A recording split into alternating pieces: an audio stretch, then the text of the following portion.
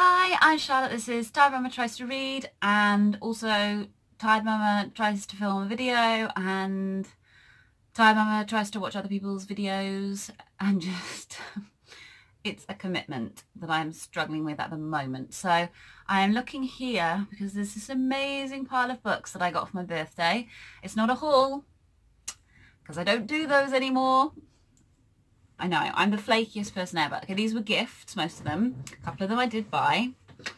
Is it a haul if you've bought them yourself? Don't know. I'm just going to get started. So, top of my list for my birthday was Eloquent Rage by Brittney Cooper. A black feminist discovers her superpower.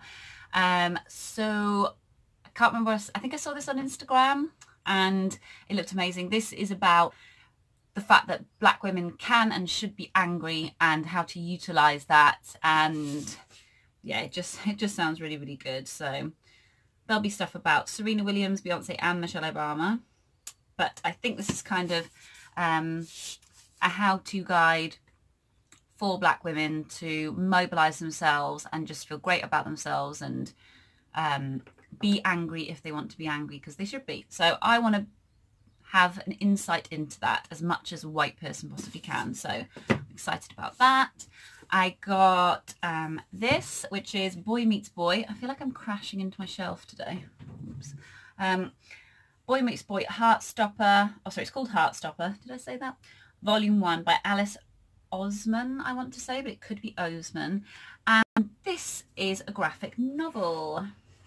There we go. I don't know if you can see. I've taken the auto zoom off my camera, so if I move it forward I don't think you're going to be able to see, but those are the illustrations, black and white illustrations, and it is simply a story about two schoolboys falling in love with each other, and I just loved the sound of it and I can't wait to see how that turns out. And then I was going to show you something I bought. No, I'm going to move them over. Yeah, and this is another gift. So this was another one, Burial Rites by Hannah Kent. So my sister got me this one. I had something else on my list, which I can't remember the name of, and she had read this one and said that this one reminded her of the one that I had asked for. So it's really, really nice to have somebody take my book list and actually buy me something unexpected from it, you know, from her own perspective of what she thought I might like. So this is Northern Iceland 1829, and it's kind of a murder mystery and story of a young woman called Agnes. Someone said it reminds me of Margaret Atwood's Alias Grace, a story of swirling sagas, poetry, bitterness, claustrophobia. Sounds amazing. So I don't know when this was published. 2013, so it's not new, but I think that would be awesome. And she also got me off my list Mouthful of Birds by Samanta Schweblin, and she's a South American writer. Is she? She's originally from Buenos Aires, now she lives in Berlin. So this is in translation and these are short stories, and I haven't read anything South American for ages, and I do like a short story, so there's that. And then now I think we're getting, oh no, I've got one more gift. I should have put these in order, but I don't plan things well enough for that. I got It's Not About the Burqa, edited by Miriam Khan. This was something, again, I saw on Instagram. It was top of my list. It is essays. It's 16 essays from 16 Muslim women talking about how it feels to be Muslim and a woman, and I think it's in response to the fact that in 2016 David Cameron linked the radicalization of Muslim men to the traditional submissiveness of Muslim women, and when Miriam Khan heard that, she couldn't relate that to any Muslim women that she knew. So these are all essays in response, sort of in response to that. And also underneath is this. Ooh. So I'm excited. Then I did go on a little shopping trip. I had some birthday money and I went with Siân of Shiny Reads. We've never met before. We've known each other on the internet for about 5 years. But we were meant to be going on a wonderful, wonderful bookish shopping trip on Saturday to London, invited by the wonderful Mercedes of Mercy's Bookish Musings. And even though we were staggeringly flattered to be invited, neither of us could afford the train fare. We thought we could, and then it all just went wrong. So we had to bow out of that. And I think in commiseration to each other for the fact that we couldn't join Mercedes and all of the other wonderful booktubers that were going to be in London, I'm getting sad just thinking about it, we decided to meet in Swansea, which is, you know, my hometown and quite close to Siân. And we had an awesome time. And we did buy books. We went book shopping together and just spent a tinsy bit. But we bought, so I got Daisy Jones and the Six, which I don't need to tell you what it's about. It's all over BookTube. But this is the edition that Siân got that made me really, really jealous. I'll put her link to her channel in the notes because she did an awesome book haul the other day. In fact, I might put a link to the book haul she did the other day. But just be warned, it's a good one. And there are lots of things in there you will want. So if you're on a budget, just be careful. This is a signed one. I know, I haven't bought signed books for ages, but whatever. Looking forward to that. I also got, not like me, I got a sort of young adult, which I tend not to read, and it's, you know, fantasy, which I tend not to read. But this is Slayer by Kiersten White, and this is a a new story in the Buffyverse.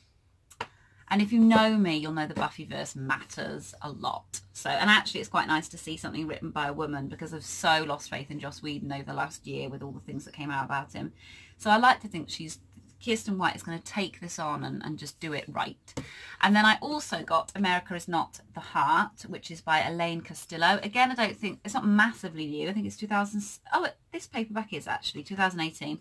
This has been all over BookTube, and this is about a girl called Hero who arrives in America. She's been kind of banished by her Philippine parents, and she is fairly shell-shocked by whatever she's gone through. I'm not sure if it's in the journey to America or what happened in the Philippines, but she meets different characters who bring her story out of her.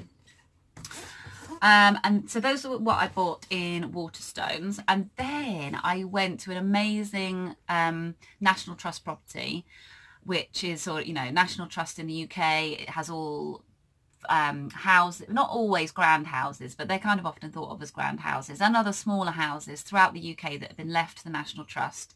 And they are a heritage trust, so they look after and maintain those properties, and then you often visit them, or you can get a membership and go in for free. So we went to Dyffryn House, which is near Cardiff, and had a lovely time. It was so lovely. And one of the main reasons I chose that as my birthday outing was because they have an awesome secondhand bookshop where the most expensive a book will be is £2, and most of them are like 50p, £1. So I did really well last year, came out with like a dozen books. This year I limited myself a little bit more.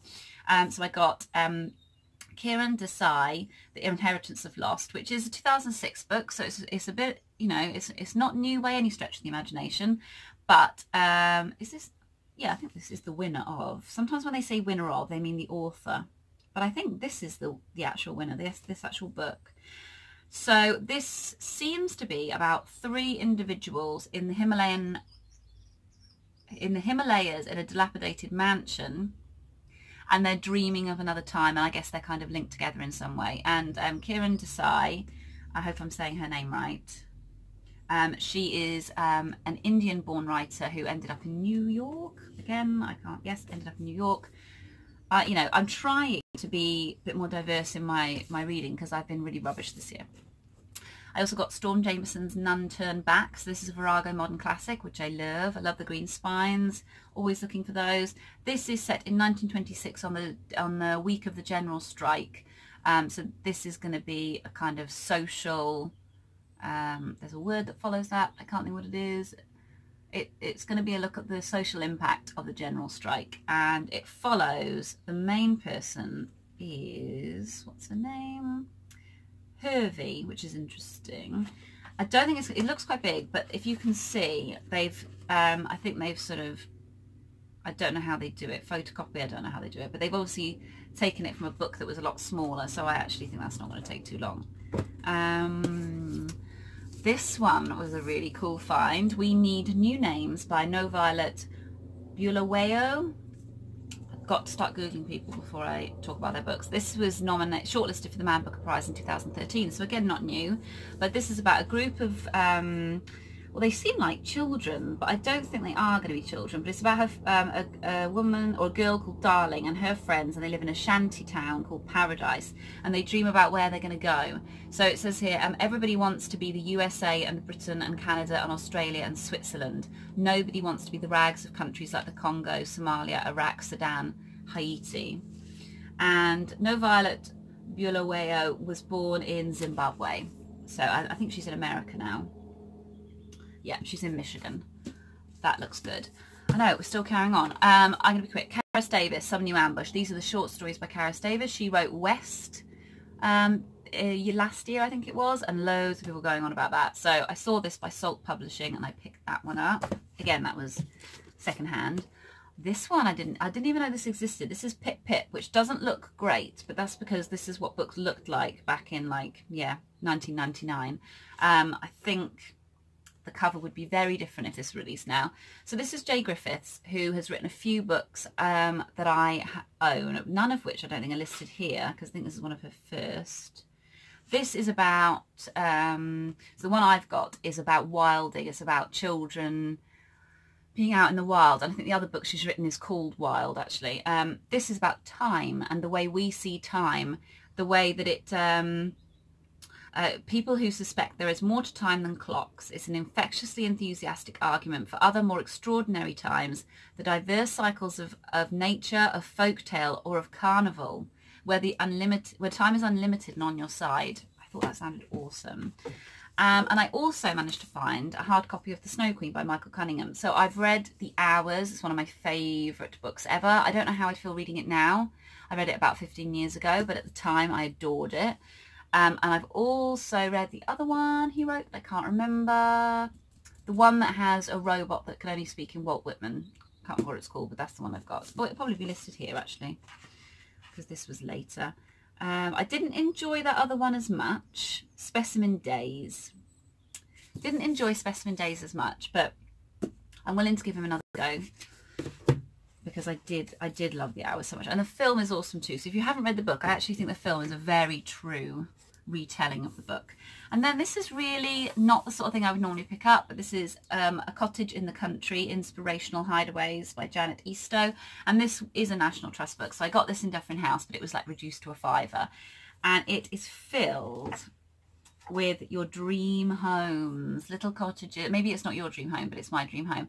And you go into Samuel Taylor Coleridge's house, you go into Beatrix Potter's house, you go into way less famous people's houses. I'm trying to find Beatrix Potter for you now. Oh, and you also go into Monk's house, which is Virginia Woolf and Leonard Woolf's house.